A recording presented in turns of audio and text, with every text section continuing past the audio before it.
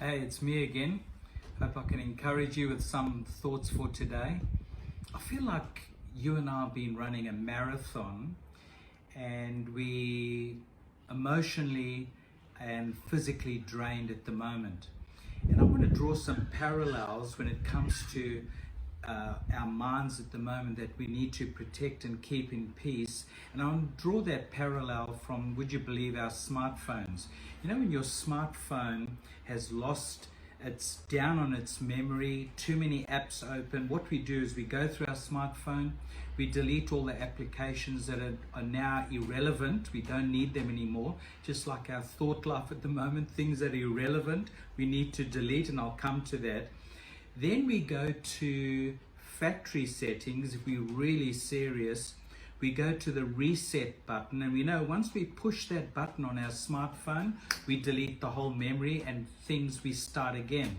Which reminds me of Psalm 139. It talks about, David says this, or the psalmist says this: I will praise you, O Lord, for I'm fearfully and wonderfully made. So we return to our factory settings, we return to our maker and say, Lord, I want you to help me with my mind that's in overload and I feel totally exhausted.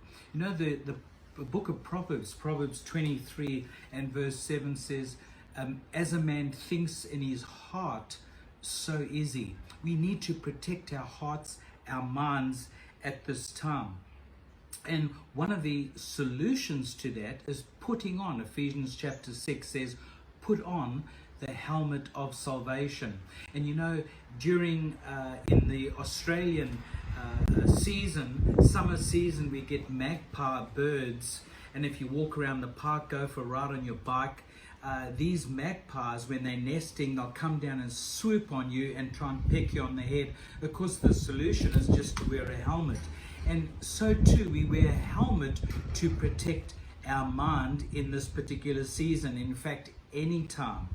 And there's also a lovely scripture I'd like to share with you as well in 2 Corinthians chapter 10 and verse 5. Paul, writing to the Greeks, he says this: casting down arguments and every high thing that exalts itself against the knowledge of God, bringing into obedience, taking every thought captive and bringing it into the obedience of Christ. That's an intentional thing that we have to do. Irrelevant thoughts, and you decide what those irrelevant thoughts are.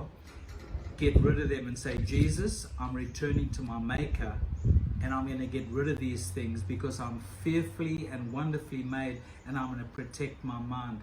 I'd also like to just say, I'd like to thank personally all the frontline workers that are working so hard and are totally exhausted in this season.